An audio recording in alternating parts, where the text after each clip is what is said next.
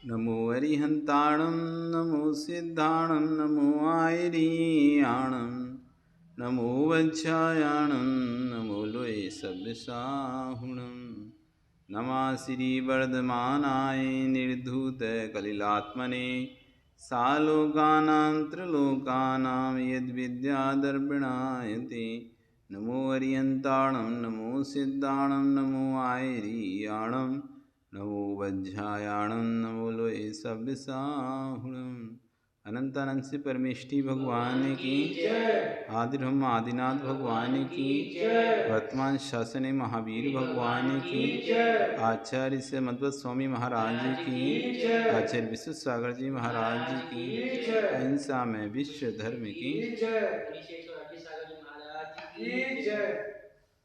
आज यहाँ पर हम सम्यक दर्शन की महिमा को समझेंगे। किसकी महिमा को? सम्यक दर्शन। सभी मुखता, जैसे कहते हैं ना, पेड़ में मुख क्या है, वृक्ष में मुख क्या है? क्या है मुख? नहीं, जड़। वृक्ष में जड़ मुख है। ऐसी सभी धर्मों में सम्यक दर्शन मुख है। सभी तपस्या में, सभी क्रिया में मुख कौन है? सम्यक दर्शन है। यहाँ जितना जोर दिया रहा है सम्यक दर्शन के लिए हो जाता है कि पहले सम्यक दर्शन प्राप्त करो। ज्ञान और चारित्र तो बात की बात है।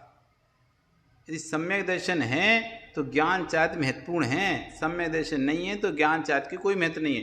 यदि जड़ है तो पेड़ की कीमत है, और जड़ नहीं है तो पेड़ की कोई कीमत नहीं है। जितनी जड़ मजबूत होगी उतना पेड़ मजबूत होगा। कितनी भी तूफान आंधियां चलेंगी, पेड़ नहीं डिगमगाएगा। क्यों? उसकी जड़ मजबूत है। और जड़ कमजोर है और या ऐसे ही बिना जड़ का रखा हुआ है तो एक हवा चलेगी, तेजी का झोंका हवा आएगी और गिर जाएगा। तो नींव किसी भी चीज़ की मजबूत होती है तो वो लंबा समय तक टिकता है। और नींव कमजोर है तो इस सम्यक दर्शन धर्म की नींव है। तो इसलिए कल बताया था कि 8 मत करो, 3 मूर्ताएं मत करो। ठीक है, धर्म है तो संपदा की जरूरत नहीं है, धर्म नहीं है तो संपदा की क्या जरूरत है? फिर तो अपने आप इकट्ठे कर लो तभी चले। आज बताया धर्म का फल क्या है। जिसके अंदर सम्यक दर्शन आ जाता है वो जरूरी नहीं है जैन ही हो, और कोई भी संप्रदाय का है, यदि वो सम्यक दृष्टि है तो वो पूज्य है। इस बात को आज यहाँ पर दिखा रहे हैं। सम्यक दर्शन संपन्नम मपि मातंगज धेजम देवादेवं विदुर्भस्म गूढ़ांगारांतरोजसम।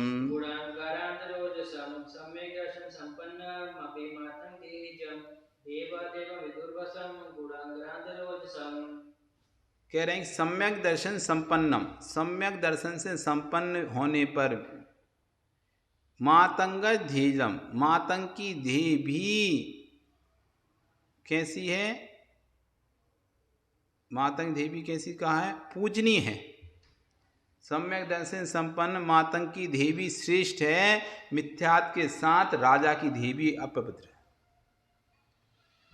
सम्यक दर्शन से संपन्न मातंग भी, यानी चांडाल, मातंग सुने चांडाल, चांडाल श्रेष्ठ है, लेकिन मिथ्यात्व के साथ देव होना श्रेष्ठ नहीं है।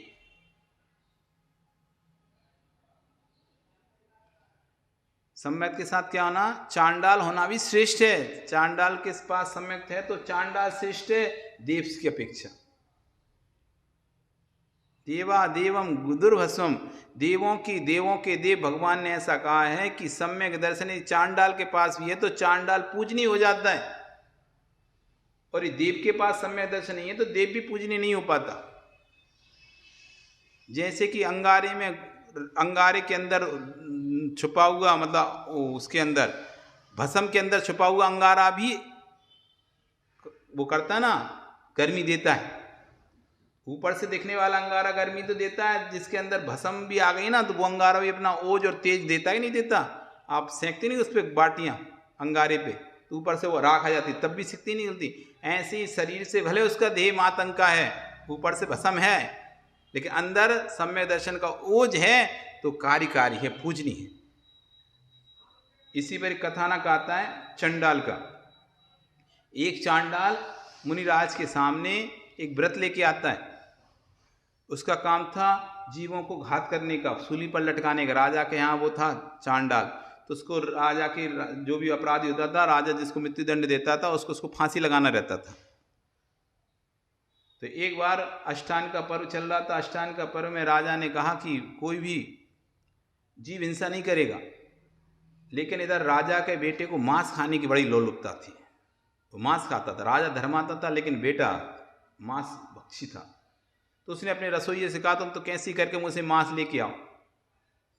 तो उसने क्या किया, अब कहीं मांस नहीं मिल रहा था तो शमशान में गया, और शमशान में से मरा हुआ बच्चा कोई गाड़ के गए थे लोग तुरंत में, उसने वो खाड़ा, वो लेके गया और उसका मांस बना के खिला दिया मांस। अब अभी तक तो उसने किसका खाया था, जानवरों का मांस खाया था। अब इंसान का मांस खाया तो उसे अच्छा लगा। उसने तो कहा मुझे तो वही मांस, अब अपने रसोई से मुझे रोज यही वाला ला के दो। और रसोई रोज कहाँ से लाएगा, वो तो मर इत्तेफाक से कोई नहीं मिला तो मर गया था, तो बच्चे को निकाल ला। अब वो शमशान जाए, एक दो दिन उसने देखा कुछ मिला तो ठीक है, अब नहीं हुआ तो क्या कर, बच्चों को पकड़ने लगा, बच्चों को पकड़ के मारने लगा। धीरे धीरे नगर में बच्चे कम होने लगे, बच्चे कम हुए। तो जब पता चला कि कौन कर रहा है ये, खोजबीन की गई तो रसोइया कर रहा है। तो रसोइया को पता तुम किसके लिए कर रहे हैं, तो बोले राजा के बेटे के लिए कर रहे हैं। तो राजा ने कहा कि ठीक है इसको फांसी दो, इतना निंदा कर्म किया है, नीच कर्म के, इसको फांसी दे दो। तो उसे फांसी देने के लिए चंडाल बुलाने के लिए भेजा गया। इधर चंडाल क्या होता है, एक महाराज के दर्शन किए थे और चंडाल ने महाराज के चरणों में लिया था नियम कि मैं चतुर्दशी के दिन किसी जीव को नहीं मारूंगा, चतुर्दशी के दिन किसी जीव को नहीं मारूंगा। अब उस दिन, जिस दिन राजा की फांसी सुनाई, उस दिन थी चतुर्दशी। तो जब चंडाल को पता चला कि राजा के बेटे ने ऐसा कृत्य किया और राजा ने उसे फांसी दी है, तो उसने कहा आज तो चतुर्दशी, आज तो मैं कैसे मार सकता हूँ उसे। तो अपनी पत्नी से कहता है देखो अभी कुछ देर बाद राजा के सैनिक मुझे बुलाने आएंगे, तुम बोल देना मैं हुई नहीं हूँ घर पे।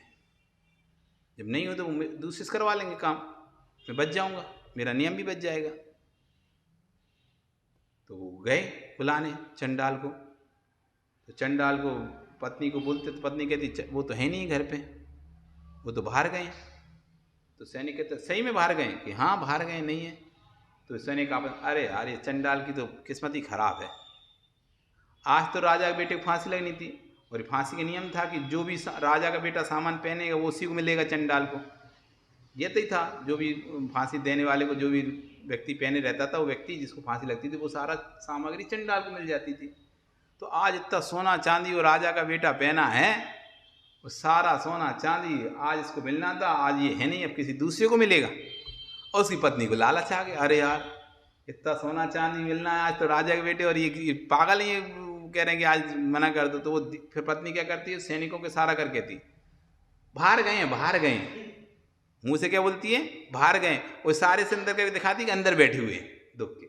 सैनिक समझ जाते हैं, वे अंदर घुसते हैं, देखते हैं कहाँ है, दिखाओ, देख नहीं है तो ऐसा करके, और वो देख ले उससे पकड़ ले जाते हैं। क्यों तुम छुप क्यों रहे थे, चलो हमारे साथ, तुम्हें वो नहीं देनी फांसी, तुम्हारा तो काम ही फांसी देने, तुम फिर छुप क्यों रहे।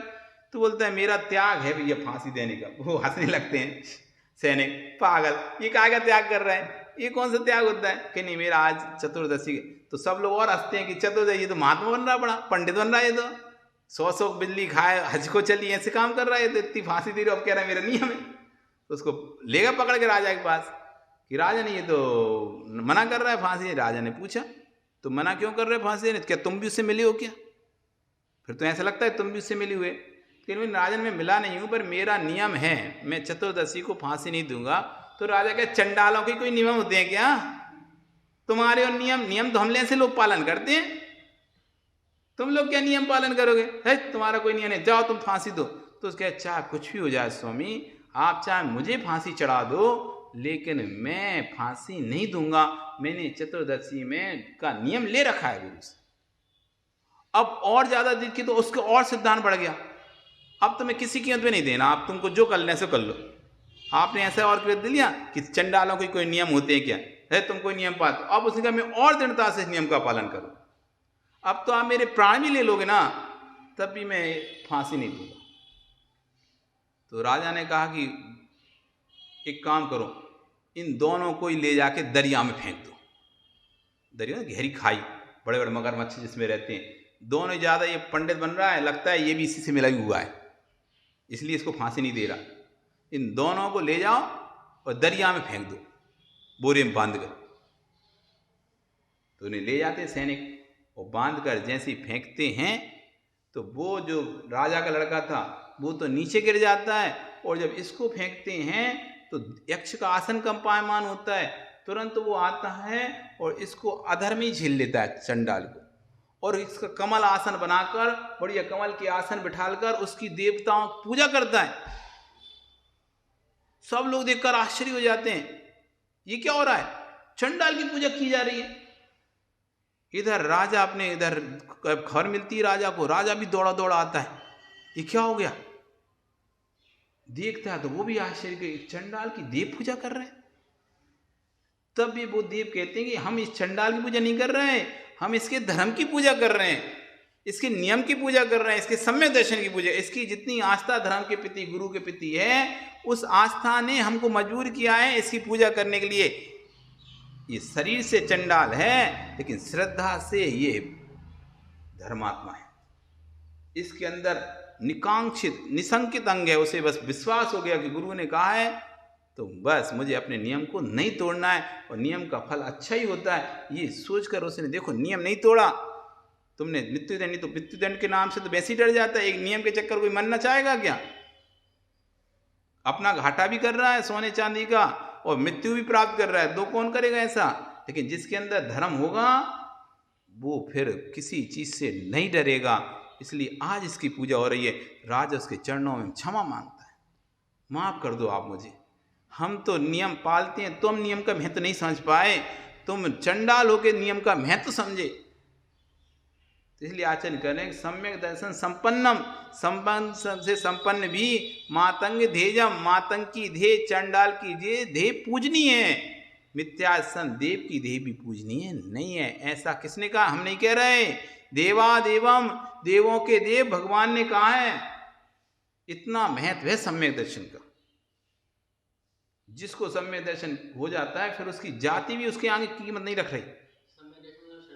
श्रद्धान देव साथ गुरु पर अकाट श्रद्धान, सच्चे देव साथ गुरु पर अकाट श्रद्धान, इसका नाम समय। जिसको हो जाता है वो देह मातंग की भी क्यों ना हो, वो भी स्वर्ण से ज्यादा श्रेष्ठ हो गई, उसका नियन से मोक्ष निश्चित हो गया, नियत होगा इसका मोक्ष, और देव पर्याय भी निश्चित हो गई। जिसको सम्यक दर्शन हो गया उसकी भावी देव पर्याय भी निश्चित हो गई और उसका मोक्ष भी निश्चित हो चुका है। और नियम से जल्दी जल्दी अर्ध पुद्गल प्रवातन के भीतर नियम से मोक्ष चला जाएगा और दुर्गति और दुर्गतियों से बच जाएगा। कोई सोई सम्यक दर्शन हो, क्षोभसम सम्यक दर्शन हो जाए, एक बार सम्यक दर्शन, एक समय के लिए भी सम्यक दर्शन होकर छूट गया है तब भी उसका संसार अर्ध पुद्गल प्रवातन बचा, छोटा सा अल्प बचा है। जैसे मान लो पूरा समुद्र है, उस समुद्र का पानी आपको खाली करना है तो कितना समय लग जाएगा? लग जाए। और एक अंजलि में पानी है, इसको खाली करने कितना समय लगेगा? क्षण भर में। ऐसे ही जब सम्यक दर्शन हो जाता है तो जो अनंत संसार हम भटकने वाले थे, वो अनंत संसार जिसका कोई अंत ही नहीं था, वो एक चुल्लू है प्रमाण संसार में बदल जाता है। जैसे अनंत सागर, इतना सागर का पानी कि आपको बूंदे बनाने को कहा जाए, सागर के पानी बूंदे बनानी कितनी बनेगी?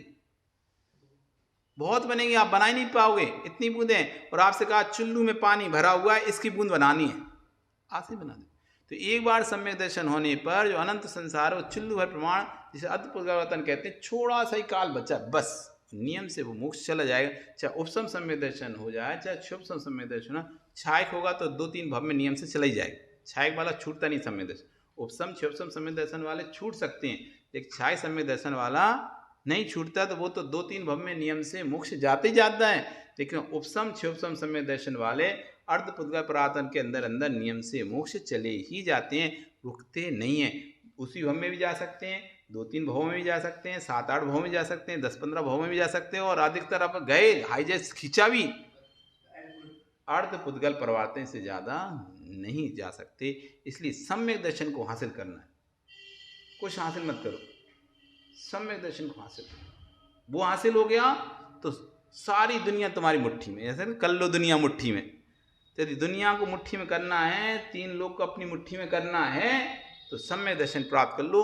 तीनों लोग तुम्हारी मुट्ठी में हो, तीनों लोग, क्योंकि तुम तीन लोग के शिरोमणि बन जाओगे ना, लोग के शिखर पर बैठ जाओगे, तो लोग शिखर बैठ जाओगे तो तुम्हारा तीनों लोग मुट्ठी में हो जाएंगे। इसलिए सम्यक दर्शन, बस सम्यक दर्शन किया तो ज्ञान सम्यक ज्ञान होगा, सम्यक दर्शन होगा तो चारित्र सम्यक चारित्र होगा।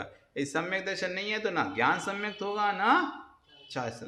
तो उस मातंग की पूजा की देवों ने, इतना महत्व सम्यक दर्शन का, इतना महत्व श्रद्धा का, गुरु के प्रति आस्था का, प्रभु के प्रति आस्था का, शास्त्र के प्रति आस्था का। उसकी गुरु के प्रति आस्था तीव्र थी कि मैंने गुरु जी से नियम लिया, मैं तो तोड़ूंगा नहीं, अब चाहे कुछ हो जाए। बस यही तो सम्यक दर्शन है। कोई सम्यक दर्शन कोई टैग लगाना है, कोई बैच लगाना थोड़ी ना कि कोई कपड़ा पहन लेना सम्यक दर्शन, अच्छे वाले कपड़ा पहन के घूमना, या अच्छी पूजन कर लेना, गा के पूजन कर लेने का नाम सम्यक दर्शन नहीं। श्रद्धान का नाम सम्यक दर्शन, अच्छे कपड़े पहनने का, अच्छा चेहरे का नाम सम्यक दर्शन नहीं। इसलिए अपने जीवन में देव शास्त्र गुरु के प्रति अखाट श्रद्धा उत्पन्न करो, फिर उसके बाद तपस्या करो, तब तो वो तपस्या कार्यकारी है। यदि तुमने श्रद्धा नहीं और तपस्या कर रहे तो तपस्या कोई भी फल देने वाली नहीं है। बोली भगवान महावीर स्वामी की।